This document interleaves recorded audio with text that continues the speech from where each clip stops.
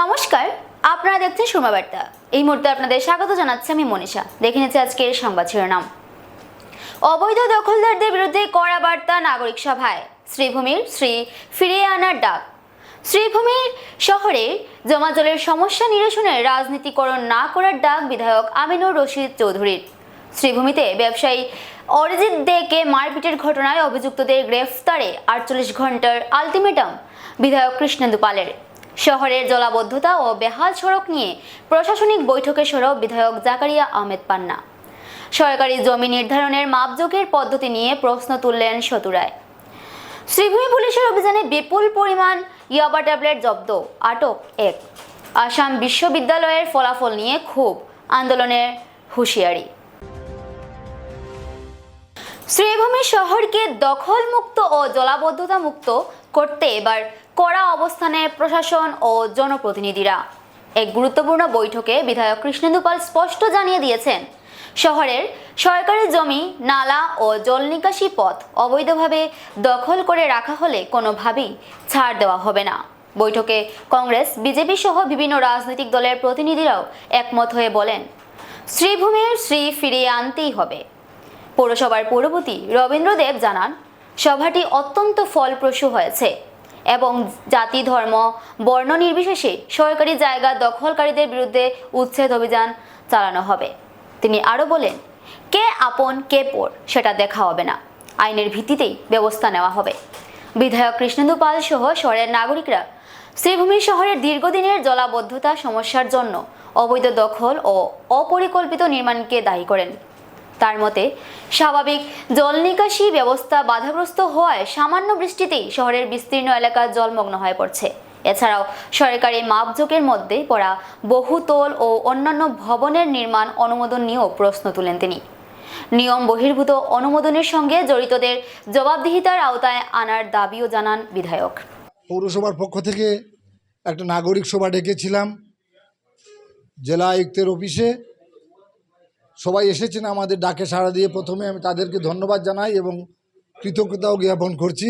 ওনারা এসে ওনাদের মূল্যবান মন্তব্য দিয়েছেন আমাদেরকে। প্রত্যেকের সুর একই সুর ছিল যে যেখানে এনক্রোচমেন্ট আছে সেই জায়গা আপনারা ভেঙে এনক্রোচমেন্ট ক্লিয়ার করতে হবে এবং ড্রেনেজকে যাতে বড় করা যায়, বড় করে জল যাতে শহরের জল যাতে অতি সত্বর ডিসপাস হয়ে যায়, তার জন্য ওনারা সবাই একমত আছেন। বিধায়কগণও একমত আছেন। কংগ্রেস, বিজেপি সবাই মিলে এক সুরে বলেছেন শ্রীভূমিকে ফিরিয়ে আনতে হবে।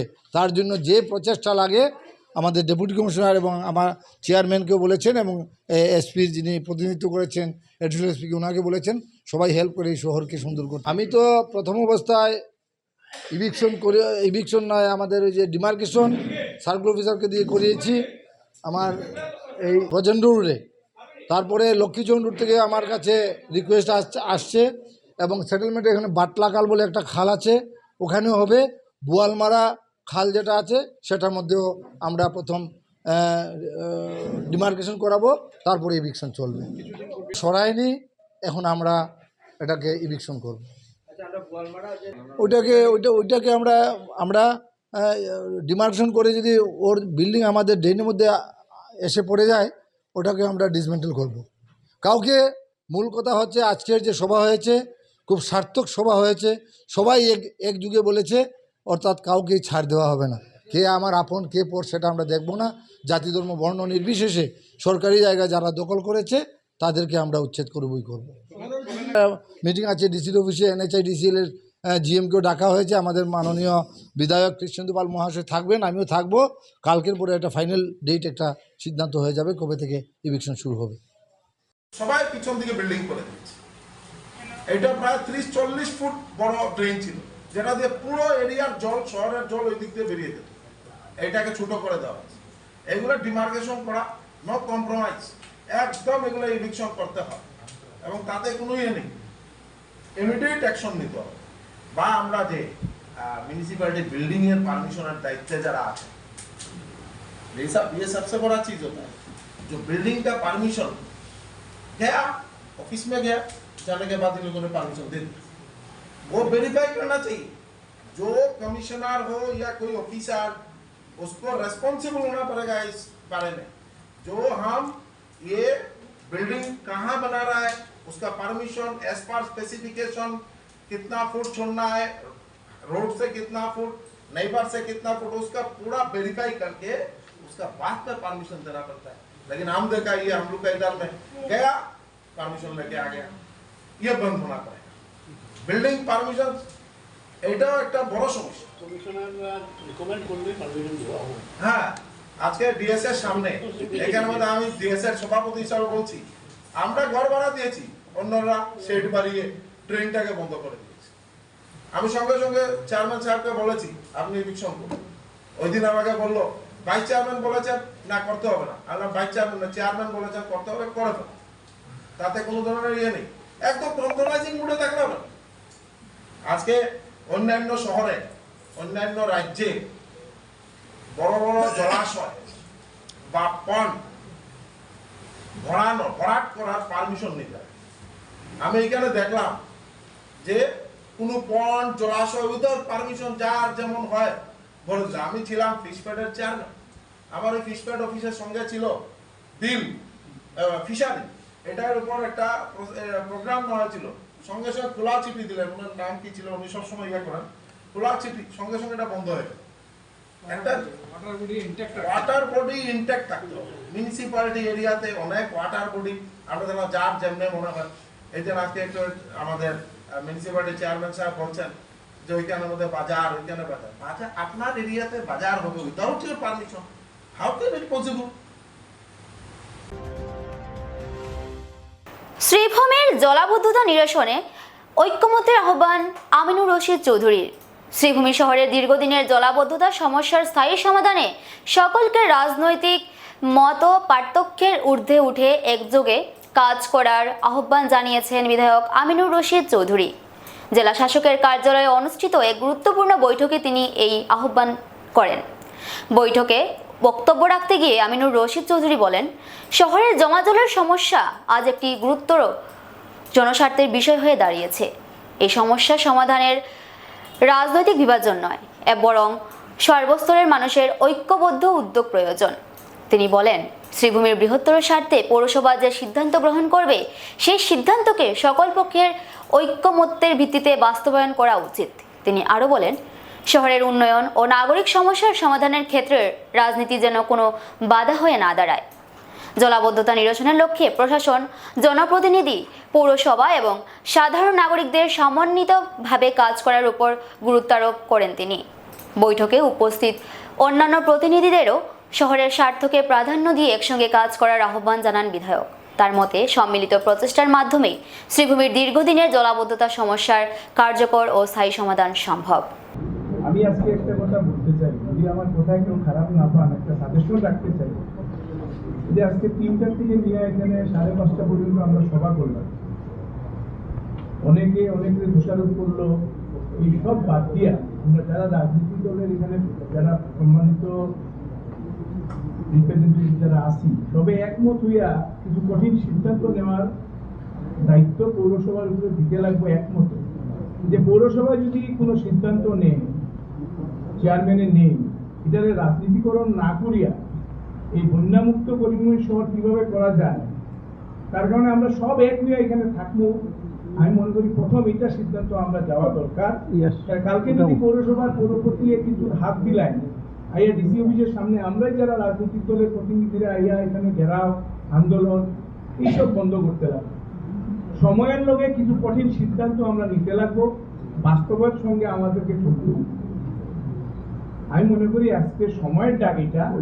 আমার কথাটা যদি কোনো মনে লাগে, আমরা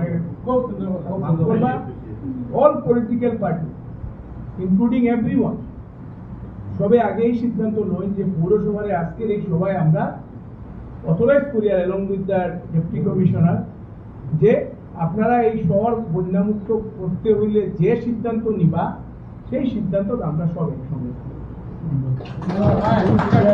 এটা যদি হয় তাহলে এই শহর বন্যামুক্ত হইব, আর না হইলে শুধু আমরা এরকম আইলে আপনারা মিষ্টি খাওয়াইবা, চাটা খাইলা আর ডেঙ্গুকে আইলা। বিগত দিনেও বহু সভা হয়েছে, আমরা দেখছি।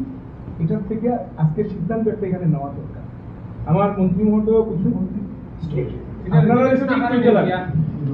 Sorry?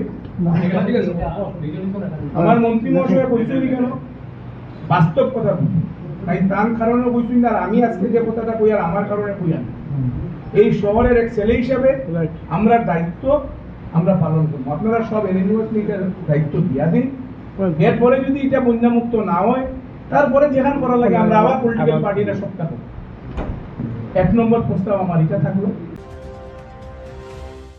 শ্রীভূমি শহরের বঙ্কদত্ত রোডে সরস্বতী স্কুলের বিপরীতে সংঘটিত মারপিটের ঘটনায় জড়িতদের দ্রুত গ্রেফতারের দাবিতে পুলিশ প্রশাসনকে 24 থেকে 48 ঘন্টার আলটিমেটাম দিলেন বিধায়ক কৃষ্ণেন্দু পাল।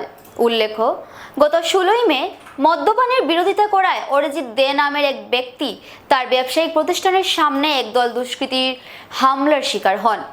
দুষ্কৃতীদের মারপিটে তার চোখের অবস্থা এত গুরুতর যে চিকিৎসার জন্য তিনি কলকাতায় চিকিৎসাধীন রয়েছেন। সোমবার জেলা শাসকের কার্যালয়ে আয়োজিত এক বৈঠকে বিষয়টি নিয়ে ক্ষোভ প্রকাশ করেন বিধায়ক কৃষ্ণেন্দু পাল। তিনি প্রশ্ন তুলেন, ঘটনার এতদিন পরেও কেন অভিযুক্তদের গ্রেফতার করা সম্ভব হয়নি। পুলিশ প্রশাসনের উদ্দেশ্যে তিনি বলেন, অবিলম্বে দোষীদের চিহ্নিত করে গ্রেফতার করতে হবে এবং আগামী 24 থেকে 48 ঘন্টার মধ্যে দৃশ্যমান পদক্ষেপ নিতে হবে। বিধায়ক কৃষ্ণেন্দু পাল আরও জানান, নির্ধারিত সময়ের মধ্যে ব্যবস্থা নেওয়া না হলে তিনি বিষয়টি রাজ্যের মুখ্যমন্ত্রীর নজরে আনবেন। পাশাপাশি অভিযুক্তদের পক্ষে কেউ আপোষ ও মীমাংসার চেষ্টা করলে বা আশ্রয় প্রশ্রয় দিলে তাদের বিরুদ্ধেও কঠোর আইনানুগ ব্যবস্থা গ্রহণের জন্য পুলিশ প্রশাসনকে নির্দেশ দেন তিনি। এমন অবস্থায় আছে, ওর বাবা ডিএসপি ছিল, এই কলকাতা হসপিটালে আছে। তারপর আজকে পর্যন্ত দোষীদেরকে ধরা হয়নি। আপনারা যদি চান তাহলে আমি মুখ্যমন্ত্রীর কাছে গিয়ে এটা বলবো, তাহলে অতি সত্তর পরে এগুলাকে জেলে বলুন, জেলের আগে এগুলাকে ভালো করে বুঝিয়ে জেলে দিন। দুইটা চোখ নষ্ট হয়ে গেছে প্রায়, রেটিনা ব্রেক করে দিয়েছে। তারপর যারা মিউচুয়ালে যায় ওদের লজ্জা থাকা দরকার। যারা মিউচুয়ালের কথা বলতে যায়, এই শহরের নাগরিক আমরাও, পুলিশ পার্সোনাল এই ফ্যামিলি পুলিশ, তার বাবা ডিএসপি ছিল অরিজিৎ। আজকে পর্যন্ত আমি এই জেলার আমি একজন বিধায়ক, মিউনিসিপ্যালিটির চেয়ারম্যান আছেন, ডেভেলপমেন্টের চেয়ারম্যান মিশন দা আছেন, সব বরিষ্ঠ জন আছেন। আর এইভাবে একটা বাড়িতে ঢুকে দোকানে ঢুকে এইভাবে এটা কি অরাজকতা করেছে? আজকে বললাম উইদিন 24 और 48 आवर्स कमिश्नर साहब इसको पकड़ के इन लोगों को पूरा दृष्टांतमूलक शास्ति देना है। এটাকে কন্টেম করে যারা শেল্টার দিচ্ছে ওনাদেরকে তো কন্টেম করে প্রস্তাব দেওয়া কাছে এবং এটা রিজলিউশন এনো। এই কথাটা আমি মুখ্যমন্ত্রী মহোদয়কে কালকে, আমি পরশুদিন যাচ্ছি, আমি তুলে ধরবো কেন ওদেরকে অ্যারেস্ট করা হয়। একটা খবর দেই, এভাবে অ্যাপ্লাই করতে হাইকোর্ট ফর এক্সেপ্টেড বেল সব নজরে আছে আমার। বেল পাওয়ার সুযোগ করে দেওয়া, অ্যারেস্ট করা হয় না। বেল পাওয়ার অন্যান্য ছোট ছোট কাজে গিয়ে ওইখানে মধ্যে মানুষের বাড়িতে ইয়ে কর। আমি এইগুলোর কথা আজকে বললাম না, নেক্সট আমি একটা মিটিং ডাকবো, এই মিটিং এ বাকি কথাগুলো আলোচনা হবে। এইভাবে চলবে না করুন। আরেকজন শিলচর মেডিকেল কলেজে, তারপর কিছু কিছু লিডার, ওনারা লিডার নয় আমার চোখ।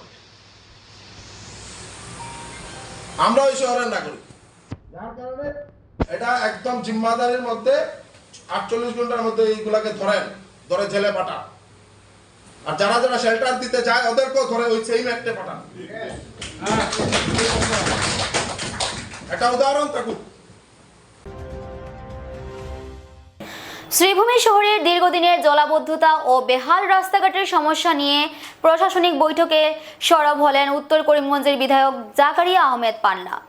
জেলা শাসকের কার্যালয়ে আয়োজিত এক গুরুত্বপূর্ণ বৈঠকে তিনি শহরের নাগরিকদের দৈনন্দিন দুর্ভোগের বিষয়গুলো তুলে ধরে দ্রুত কার্যকর পদক্ষেপ গ্রহণের দাবি জানান।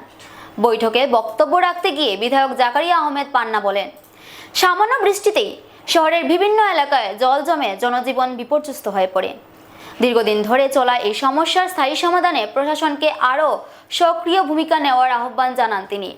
জলাবদ্ধতার অন্যতম কারণ হিসেবে বিভিন্ন নালা নর্দমা ও জল নিকাশি ব্যবস্থার উপর অবৈধ দখলের বিষয়টি উল্লেখ করে তিনি অবিলম্বে দখলমুক্ত করার দাবি জানান। পাশাপাশি শহরের বিভিন্ন সড়কের বেহাল অবস্থার কথাও তুলে ধরে দ্রুত সংস্কার ও উন্নয়নমূলক কাজ শুরু করার আহ্বান জানান। বৈঠকে উপস্থিত প্রশাসনিক আধিকারিকদের উদ্দেশ্যে তিনি বলেন, শহরের মানুষের স্বার্থে জল নিকাশি ব্যবস্থা উন্নত করা এবং রাস্তাঘাটের সংস্কারকে সর্বোচ্চ অগ্রাধিকার দিতে হবে। নাগরিকদের দীর্ঘদিনের এই সমস্যাগুলোর সমাধানের প্রশাসনের সমন্বিত উদ্যোগ প্রয়োজন বলেও তিনি মত প্রকাশ করেন।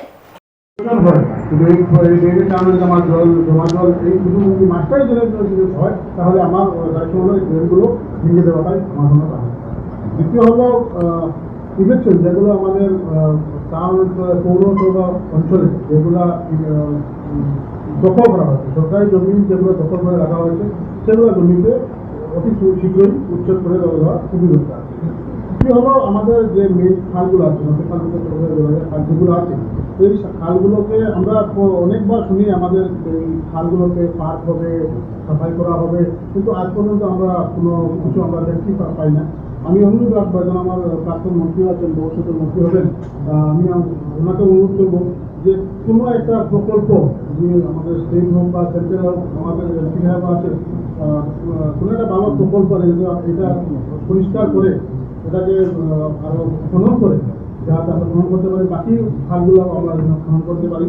এবং আরেকটা বিষয় হচ্ছে যে আমাদের বিধায়ক বলেছেন যে NHPCL একটা এস্টিমেট পাঠিয়েছে দিল্লিতে। আমি একটা অনুরোধ রাখবো, যেহেতু আগামীকাল মিটিং আছে, আমি আগামীকালকে প্রস্তাব করবো, যেহেতু আজকে সভা আছে আমি কথা বলছি, এই যে ভবিষ্যতে যে প্রজেক্টটা হবে NHPCL যেটা এস্টিমেট পাঠিয়েছে সেটা হয়তো 10 বছরের কারণে এই এস্টিমেটটা অন্য।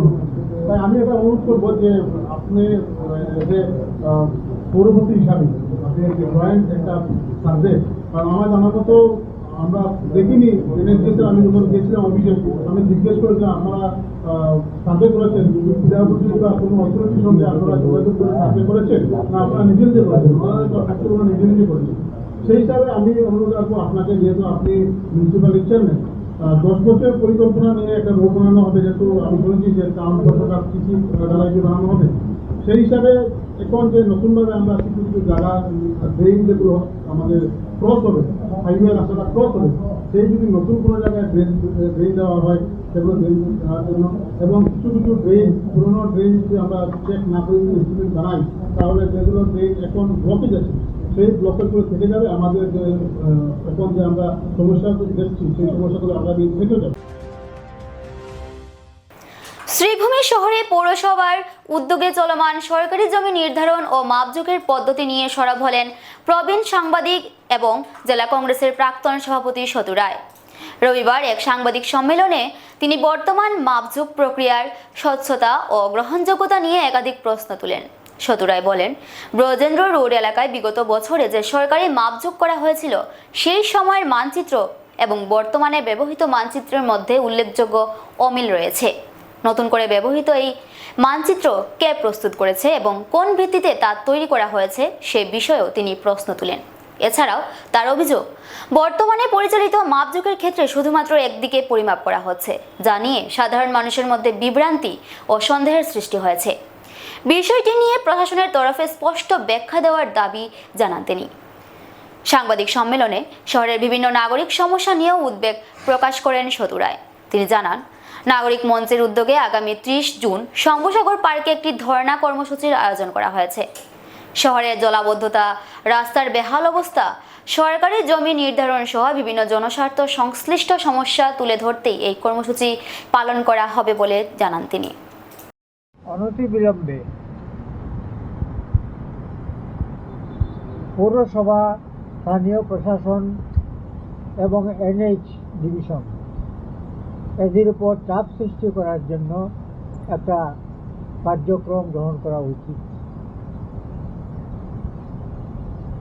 কী ধরনের কার্যক্রম গ্রহণ করা উচিত তারও পরামর্শ দেওয়া হয়েছিল সেই সভাতে, যে প্রাথমিক পদক্ষেপ হিসেবে একটা গণ অবস্থান ধর্মঘটের আয়োজন করার পরামর্শ দেওয়া হয়েছিল, গণধর্ণা কার্যসূচি। আমরা গতকাল আমাদের যারা এই কনভেনার কমিটির সদস্য তাদের এক জরুরি সভায় বিষয়টি নিয়ে আলোচনা করি এবং আলোচনার পরে আমরা সিদ্ধান্ত গ্রহণ করি যে নাগরিক সভায় গৃহীত সিদ্ধান্ত অনুসারে এই সিদ্ধান্তটি নাগরিক সভায় সর্বসম্মতিক্রমে গৃহীত হয়েছিল একটা গণধর্মের আয়োজন করা।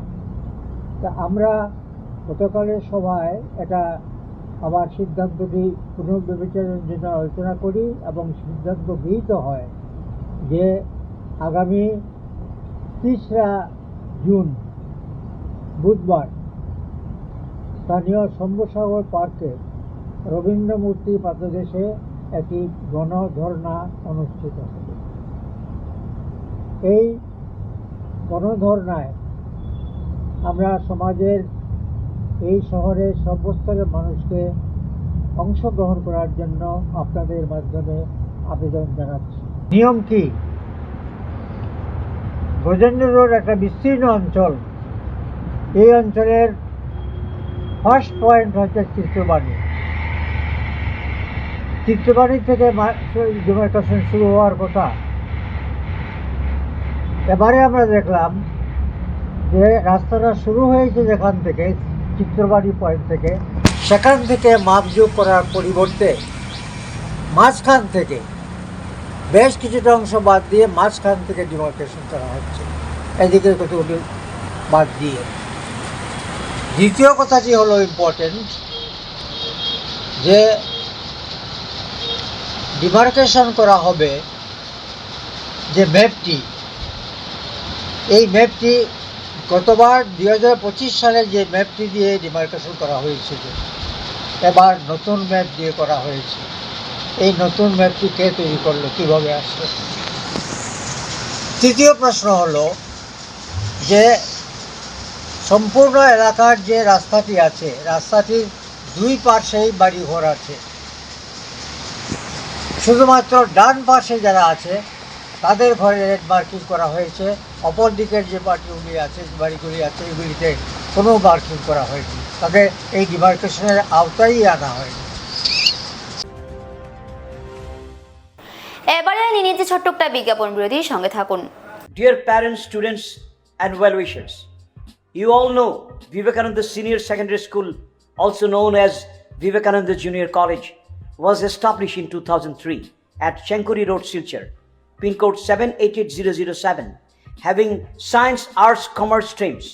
Every year in HS examination, our students have been passing out with positions, distinctions, star marks, and huge numbers of letters.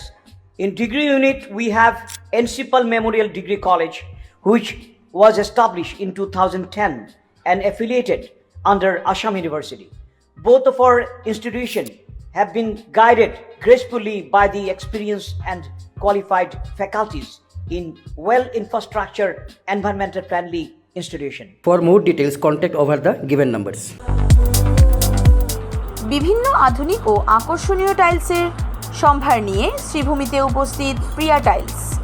আপনার ঘরকে অতি সুন্দরভাবে সাজিয়ে তুলতে আজই চলে আসুন প্রিয়া টাইলসে এবং নিয়ে যান অত্যাধুনিক টাইলস। আপনার পছন্দের সব রকমের টাইলস আমাদের প্রিয়া টাইলসে উপলব্ধ রয়েছে। আমাদের ঠিকানা চান্দ্রাস প্লাজা নিয়ার বিশাল মেগামার্ট, স্টেশন রোড, শ্রীভূমি। যোগাযোগ 9101805530, 9957709784। আনন্দ সংবাদ, আনন্দ সংবাদ। করিমগঞ্জে এই প্রথম 3D সিটি স্ক্যানের সুবিধা নিয়ে এলো Karimganj health city, Banamali road, Karimganj. পুরো শরীর 3D সিটি স্ক্যানের সুবিধা এখন পাচ্ছেন করিমগঞ্জে। আন্তর্জাতিকভাবে বিখ্যাত ডাক্তার দ্বারা রিপোর্ট। 3D সিটি স্ক্যানের জন্য যোগাযোগ করুন telephone 038432600705, mobile 9678033047। Karimganj health city, Banamali road, Karimganj আপনাদের সেবায় নিয়োজিত।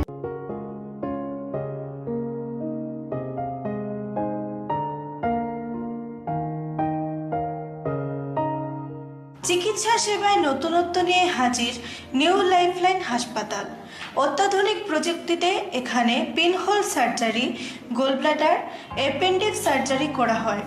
শিলচর মেডিকেল কলেজের সার্জারি বিভাগের অতিরিক্ত প্রফেসর ডক্টর RC শ্যাম সার্জারিগুলি করবেন। তাছাড়া তিনি প্রতি শনিবার বিকেল 3টে থেকে OPD-তে রোগী দেখবেন। রয়েছেন শিশুরোগ বিশেষজ্ঞ ডাক্তার গুলজার হোসেনও।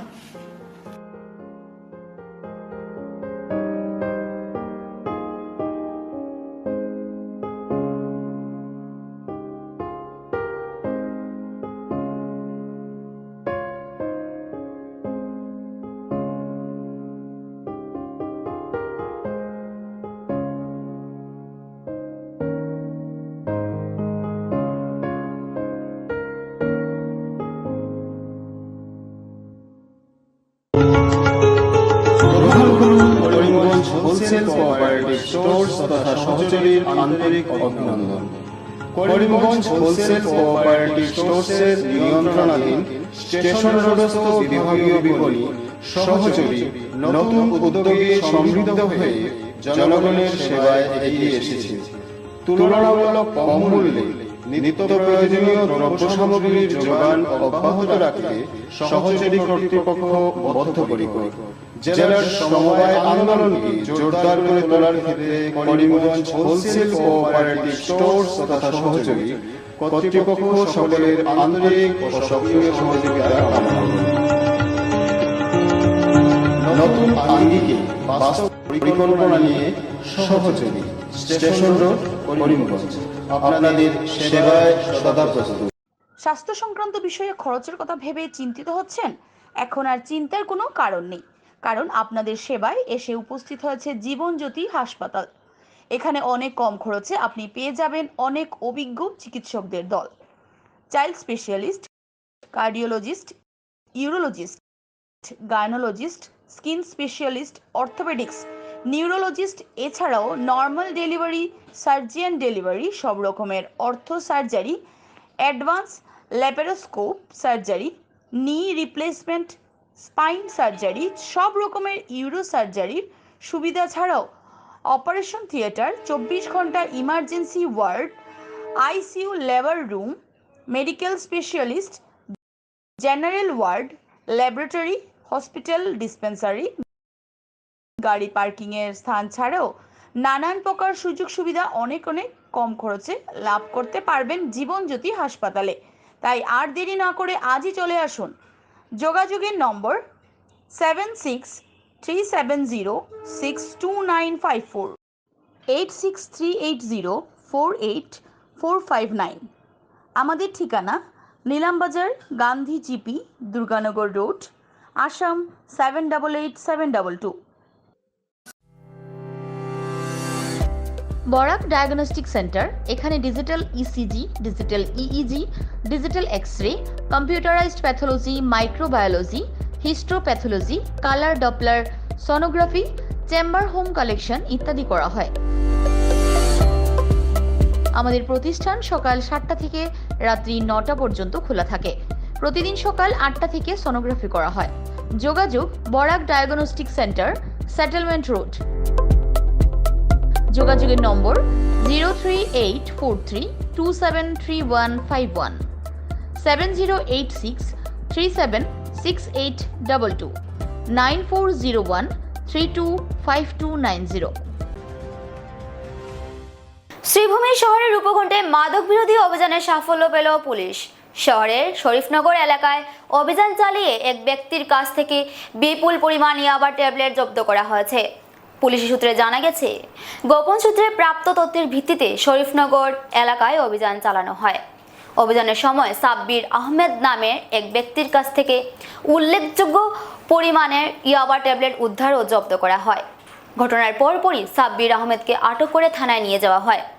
বর্তমানে তাকে জিজ্ঞাসাবাদ করা হচ্ছে এবং এই মাদক চক্রের সঙ্গে আর কারা জড়িত রয়েছে তা খতিয়ে দেখছে পুলিশ। পুলিশের এই অভিযানের পর এলাকায় ব্যাপক চাঞ্চল্যের সৃষ্টি হয়েছে। মাদক পাচার ও মাদক ব্যবসার বিরুদ্ধে পুলিশের অভিযান আগামী দিনেও অব্যাহত থাকবে বলে জানানো হয়েছে। দেখলাম পুলিশের মানুষ এখানে খাস করে ড্রাগস ধরছে, ড্রাগস বলিও আমি চিনি না, কিন্তু ড্রাগস যারা করছে অতটুকু দেখলাম, এখন পর্যন্ত কাজ চলছে, আপনারা দেখলাম ট্যাবলেটের মতন। আমি তো খাই না, দেখছিও না। এটা ভিলেজ শরীফনগর। আমার গ্রামের যুবক না, আমার গ্রামের কোনো যুবক আছে কিনা জড়িত সেটা দেখার জন্য রাত্রে 10:30টার সময় আমি কেন এসেছি। এক্সট্রা রেস্ট্রিকশনের জন্য আমার একটা কথা হলো যে এই রাস্তাটা এই দিকে গিয়া যাত্রাপুরের দিকে বেরিয়েছে, নিলামবাজারের দিকে, যার লাগে এই রাস্তাটা একটা করিডোর হিসাবে ব্যবহার করছে ওরা, আর বদনামি হচ্ছে শরীফনগর। যার জন্য আমি বলবো যে পুলিশ প্রশাসনকে অনুরোধ রাখবো যে এটা পেট্রোলিংয়ের ব্যবস্থা করা এই রাস্তাটা। এবং এদিকে এই আমার খাফলার উপরে আগে ব্রিজ আসেন না, ব্রিজ না থাকার কারণে এই যে এই রাস্তাটা তারা ব্যবহার করতো না, কিন্তু এই ব্রিজটা হওয়ার কারণে শহরের সাথে এটা যোগাযোগ হয়ে গেছে, যার লাগে এইটা করিডোর হিসেবে ব্যবহার করছে। যদিও এই রাস্তাটি কম নয়, মানুষের সমাগম বেশি, কিন্তু এই যে রাত্রেবেলা যে এই রাস্তাটা ব্যবহার করছে, এটা বড় আমাদের কাছে অত্যন্ত দুর্ভাগ্যজনক হয়ে দাঁড়িয়েছে যে আমাদের ছেলেরা জড়িত হয়ে থাকে। তো এখন পর্যন্ত আমার এই 3-4টি ভিলেজের কোনো ছেলে এখন পর্যন্ত ড্রাগসের সাথে জড়িত বলে আমরা দেখছি না। অসম বিশ্ববিদ্যালয়ের সাম্প্রতিক ফলাফল প্রকাশকে কেন্দ্র করে শিক্ষার্থীদের মধ্যে তীব্র অসন্তোষ দেখা দিয়েছে। অভিযোগ, ফলাফল প্রকাশের কয়েকদিন পরেও বিশ্ববিদ্যালয়ের ওয়েবসাইটে প্রযুক্তিগত সমস্যার কারণে অনেক শিক্ষার্থী নিজেদের ফলাফল দেখতে পারছেন না। পাশাপাশি বহু শিক্ষার্থীর দাবি, ভালো পরীক্ষা দেওয়ার পরও একাধিক বিষয়ে ব্যাক দেওয়া হয়েছে। আরটিআই এর মাধ্যমে উত্তরপত্র সংগ্রহ করে অনিয়মিত মূল্যায়নের অভিযোগও তুলেছেন অনেকেই।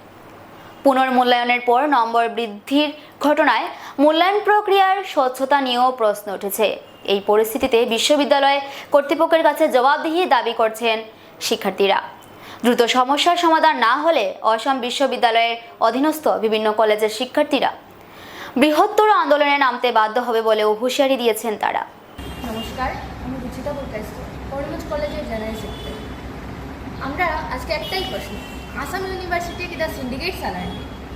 প্রত্যেক বছরের মতো আসাম ইউনিভার্সিটির রেজাল্ট আউট করছে আউট সেমিস্টারে, যেখানে দেখা যায় যে বিভিন্ন স্টুডেন্টসরা বিভিন্ন সাবজেক্টও 0, 1, 2 দিয়ে রাখিছে, যেখানে দেখা যায় ভালো ভালো স্টুডেন্টরা যেখানে 60-65 উপরে অন্যান্য সাবজেক্টও স্কোর করছে, এক একটা সাবজেক্টও তারা 0 দিছে।